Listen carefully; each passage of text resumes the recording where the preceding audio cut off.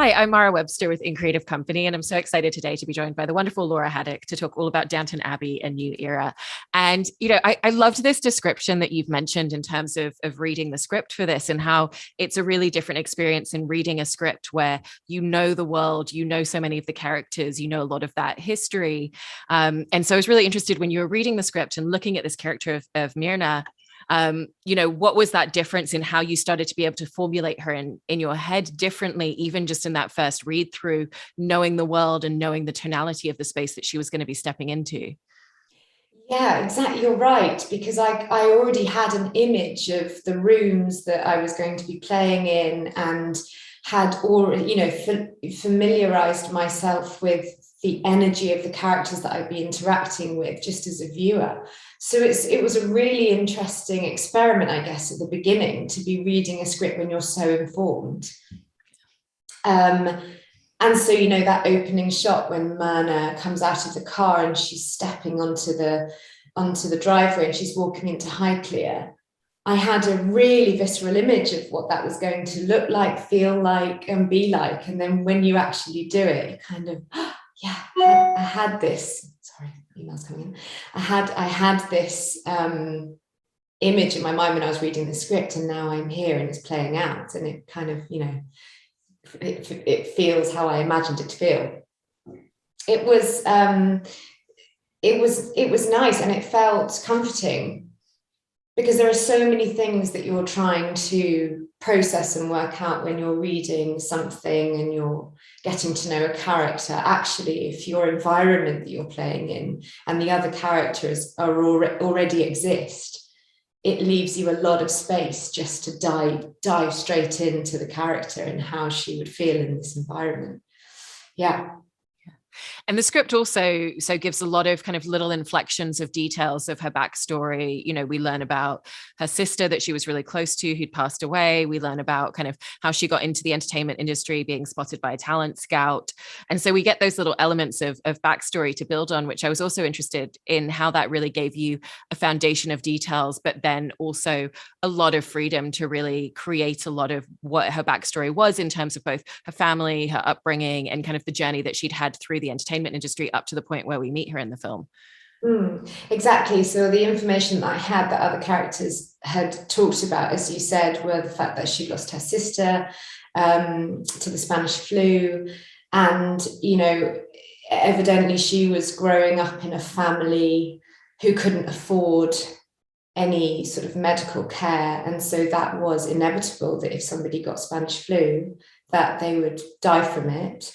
And to lose a sister that young is obviously going to inform a person. Her dad was a market stall seller in the south of London. So he would have been, up early, out working the market. So those are the sorts of people that she would have grown up with. And that sort of, that was the world that she was growing up in. And it felt in complete contrast with where she was when I met her, yet she still felt completely tied to that and to her past and completely informed by that. And so there was this really kind of, I felt she had imposter syndrome. And whenever, and then she was obviously scouted, and she was scouted for her looks, right? So it was an aesthetic draw. And she was never particularly appreciated or respected for anything that she had to say or any of her opinions. And even her voice, her speaking voice, was frowned upon and talked about talked about in a really negative way. So there was this woman who was clearly, beautiful in other people's opinion, but they had zero interest in what was going on inside. What does that do to somebody? That's so debilitating, to not be able to open your mouth and feel confident in not only what you're saying, but also how you sound. And then throw her into somewhere like Highclere when she's surrounded by very upper class people who love the sound of their own voices and are very confident with what they're saying and have had a great education. Some very powerful, particularly powerful women in that house. And she has all this power and she has all this success and she has all this glory. But the only thing she probably really wants to do is respected for what she wants to say. And I can imagine that, you know, well, in fact, I did so much research that I kind of know this to be true, that there was a real coupling effect in the 20s when she was working as a silent movie star, and you were coupled off with an actor, and then you would produce a lot of films, just you two together. So you would come as a pair, and the man would often do the talking. He would be the one who would be at the party doing the talking, and she'd be in the back, you know, she'd be stood behind looking beautiful and looking like she was really enjoying herself, but he was the voice. And so this whole thing of, you know, expression and finding your voice, and it was just amplified when all of a sudden she went from doing silent film, and overnight that film that she was doing was being turned into a talkie. It was the thing that she'd feared for so many years.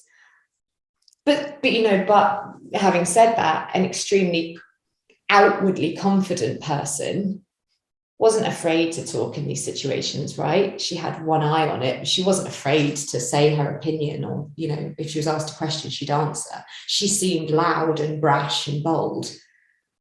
But on the inside, what was going on of, you know, just massive fear of her career ending, and also how she was being perceived in social situations. Yeah, it was a real, like, yeah, I find it so interesting what you were just talking about in terms of the coupling off with a male actor and them very much being the voice in a lot of situations, because when you come into the film, there's actually several scenes where we're seeing you and we're getting this kind of illusion of the movie star before we ever hear what that voice sounds like from her. You know, and even just when she first meets Lord Grantham and just kind of like coyly giggles. And so how did you approach going into a lot of those scenes at the beginning where she's kind of probably quite intentionally not saying anything out loud yet, partly because that's kind of the social order, and partly because she knows that there's a power and a command that she has before she opens her mouth and people change their perspective on her? Yes, because she was employed and respected and revered for the way she looked. So that was always the thing that she sold first.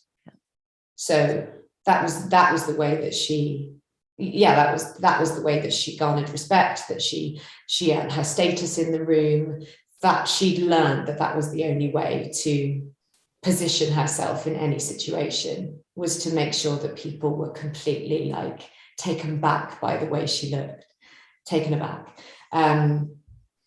Whilst holding this voice inside.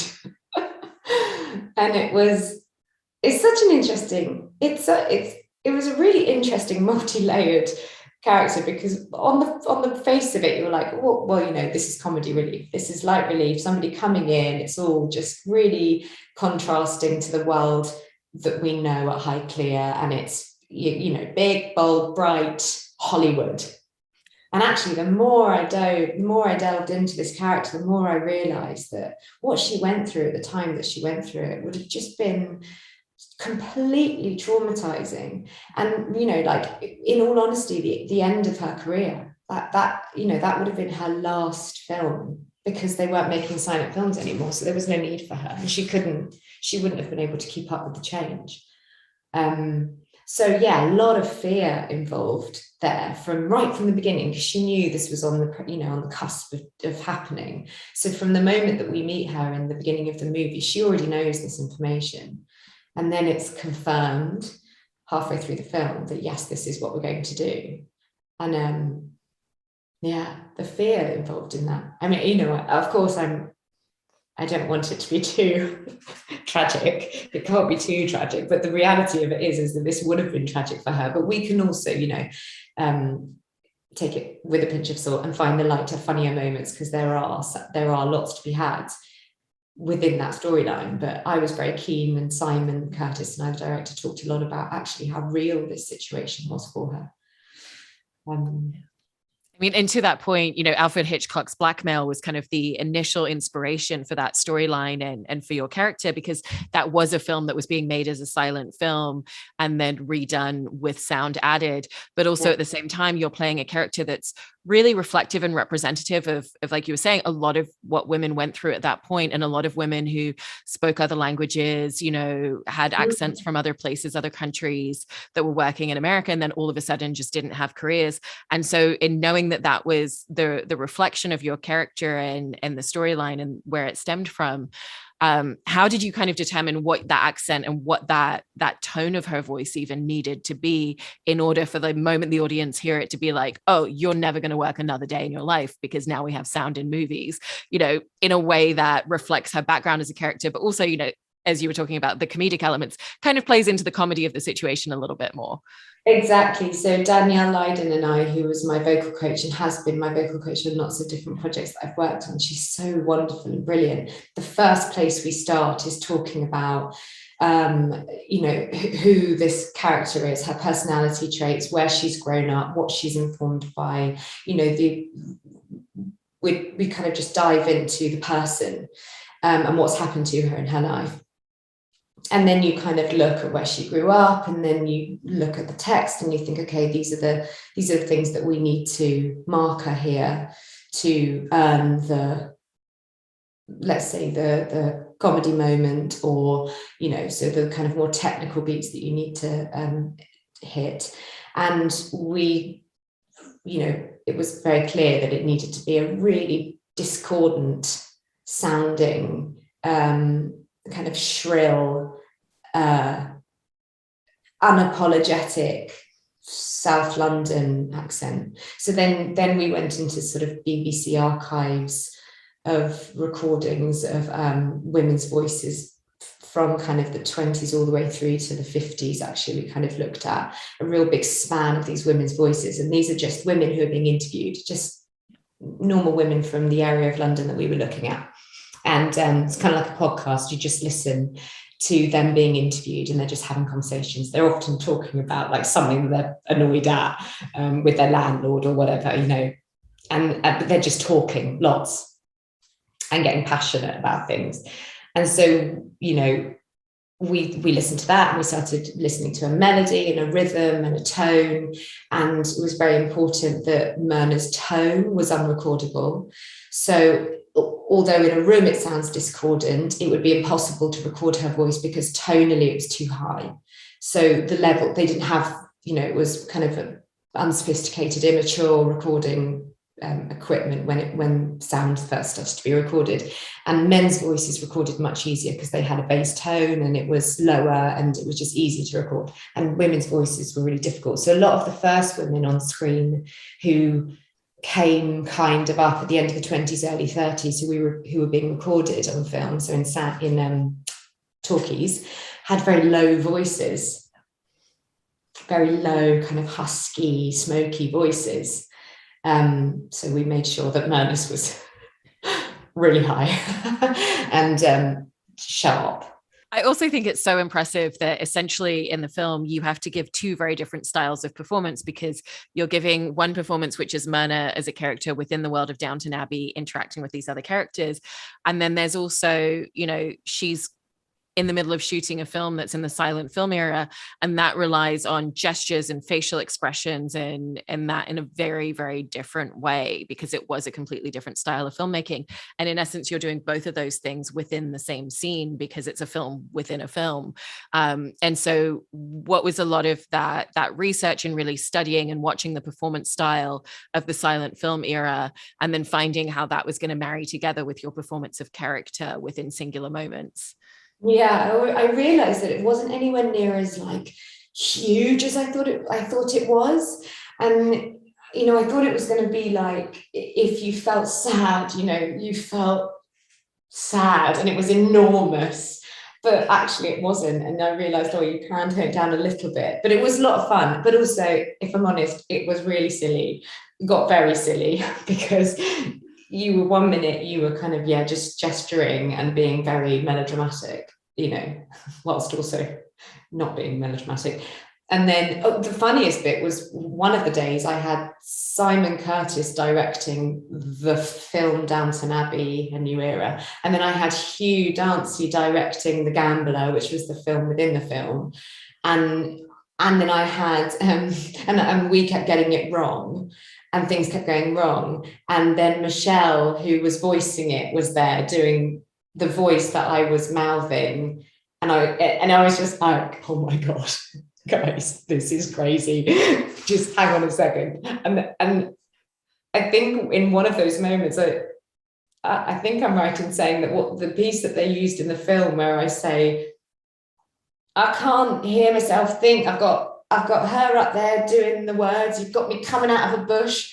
I think that was just an improvisation moment, because it did all feel so mad, but you just have to sort of stay in character and feel how hectic that felt, and feel how Myrna was getting completely overwhelmed with that.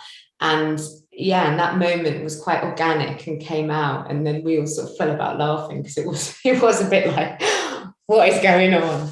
And it was really fun though, really silly. We laughed a lot. And I'm glad that you were bringing up the moments where you also then had to give a performance with Michelle Dockery delivering the lines, because also the two of you have to be very, connected in terms of the timing and all of that. So it's like you literally have to be delivering your performance on very specific beats as she's saying the lines, and yet you're not able to just stand there and look at each other's faces in those moments. And so how did the two of you rehearse or kind of figure out the nuance of what that was going to take to put that together? Well, we had to get it wrong a lot initially, so we kind of just let that space exist and just got it wrong, which was quite fun.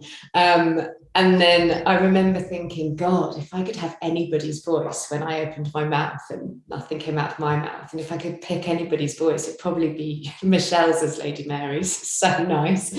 And so I remember thinking, oh yeah, it's great. I just will always use Michelle's voice in every film I ever do. I love it. And then well, yeah, I mean, we did rehearse the timing of it, because we did have, but it was okay in the beginnings. We were getting it wrong. And then as we moved through, technically we were rehearsing how to do it in time. And as you say, not looking at each other. So just knowing the rhythm, it was more just a melody and a rhythm that we got it. Yeah. Yeah. And Myrna becomes someone who, develops a very quick reputation within the house because of how she treats people, how she speaks to people, the way that she's quite demanding of things. But when you step back, you do see through the progression of the story that it really is coming from such a place of fear. It's, if I create this environment, nobody's going to look deeper, nobody's going to ask the deeper questions of everything that you've been talking about in terms of the internal nerves, and kind of knowing that her career potentially could fall apart at any time. And then we get to see in real time, that moment and that inflection in the story. And so how did you want to create that kind of directive that she's giving to people, the way that she's kind of owning the space, but also knowing that it's coming from a very fragile space inside? Yeah, I mean, it was great because that scene with Daisy and Anna towards the end, when she reveals how terrified she's been and what she's been through, it was a real, like, there was that was a moment that I always thought about, and that informed everything running up to that moment. I mean, the fear had to exist from the beginning. So, and fear can translate into so many different things, but with her, it translated into being rude, obnoxious, demanding, and all the things that we see. So I guess I was just kind of aware of how big the fear felt, and so made the obnoxiousness as big as the feeling of the fear. Maybe I wasn't as technical as that, but upon reflection, I think that's what I was doing. And then obviously knowing that as we go through the story, there is an opportunity to show the audience why she is the way that she is. So as an actor, you can kind of be as awful as you want. You can kind of go as far as you want with the obnoxiousness, if you do have that payoff moment where people go, oh, we understand, it was just always fueled by fear and insecurity. Not that I needed Myrna to be forgiven, or that she need, I need my the women that I play to, always have that at all. But with this particular character, I was like, yeah, well, we can go there. We can be rude and demanding, because in a minute we'll find out why. And it'll be okay. I also love that with the costumes for her, that it's so much again about just that expression of who she is. And it's, this is what she would be wearing because she's on set, she's making a film, she's an actress in the industry, and this is the image that she's projecting. But again, it's also about how she takes up space in a room as an individual. So even just, showing up in this turquoise coat, that's a very different color. That's a very different silhouette to what everybody's wearing around her. Were there particular costume details that really helped you in terms of absorbing into her as a character or finding particular moments in her trajectory? Oh, definitely. And Anna Robbins and Maya and I had lots of conversations about how she hid behind her clothes, and that they were such an enormous, presentation. And she really expressed herself through her aesthetic and what she wore and how she wore her hair, and the hair dye and the makeup and everything. It was all about distraction. And she wanted to be loved and revered and talked about for the way she looked, or needed to be. She needed to be, because she knew that everything else was going to let people down, or she felt that everything else was going to let people down.